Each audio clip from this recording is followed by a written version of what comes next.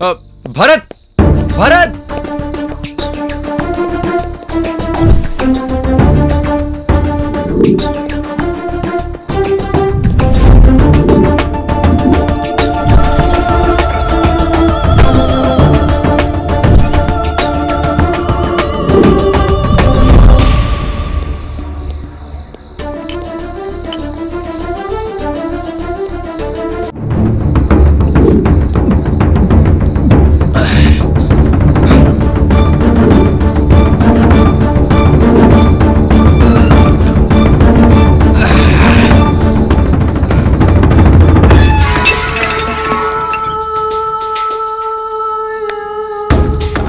ఎప్పుడు బాగుండాలి.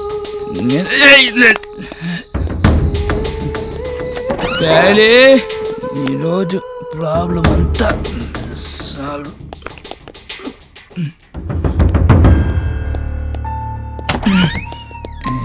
నానా నానా అది అభి పార్టీ ఇచ్చాడు, నేను కాదనలేకపోయాను నాన్న. అందుకే ఫుల్గా తాగేశాను. ఏం అనుకోకే. సారీ నానా. అభి చాలా మంచోడు నాన్న. అక్కని అభికిస్తే హ్యాపీగా ఉంటుంది. హ్యాపీగా అందరూ హ్యాపీగా ఉంటాం. వస్తాను నాన్న. అక్క సంతోషంగా ఉండాలి. అది నా అక్క నాన్న. ఎప్పుడు హ్యాపీగానే ఉంటుంది అంతే.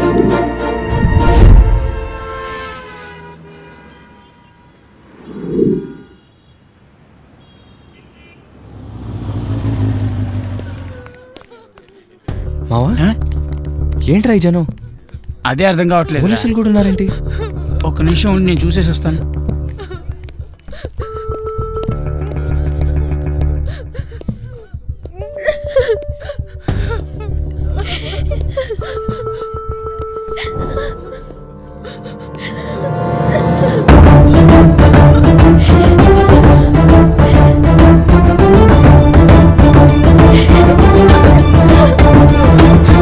ఎవరి మీద అనుమానం ఉందా?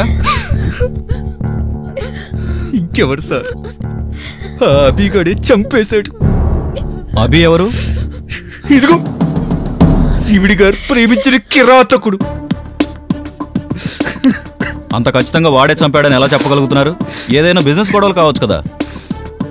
వాడి ప్రేమను ఒప్పుకోకపోతే చంపేస్తానని ఆల్రెడీ పిచ్చిదంతా చెప్పాడండి సార్ వాడు.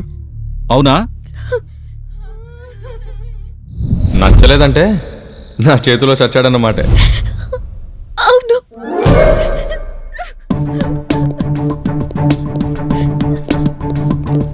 రే భరత్ చచ్చిపోయాడురా.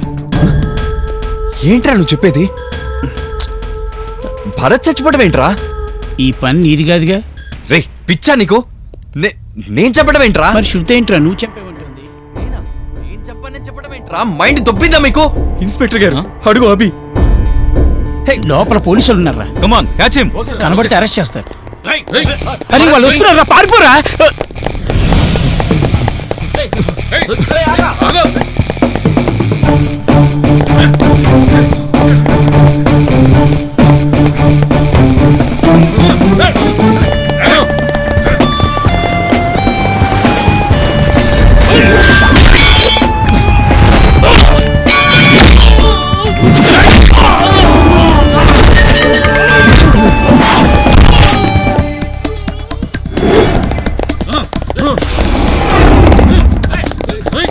పోలీసుల నుంచి రౌడీల నుంచి తప్పించుకొని అభి అడవిలోకి ఎంటర్ అయ్యాడు.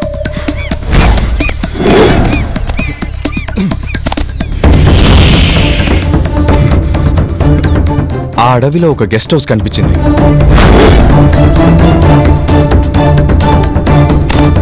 ఆ గెస్ట్ హౌస్ డోర్ దబదబా కొట్టాడు.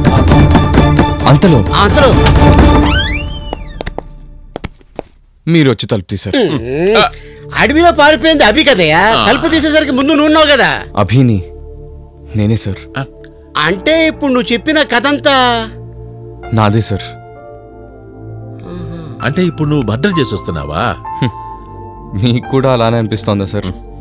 ఈ కథ విన్నాక ఎవరికైనా అలాగే అనిపిస్తుంది సార్.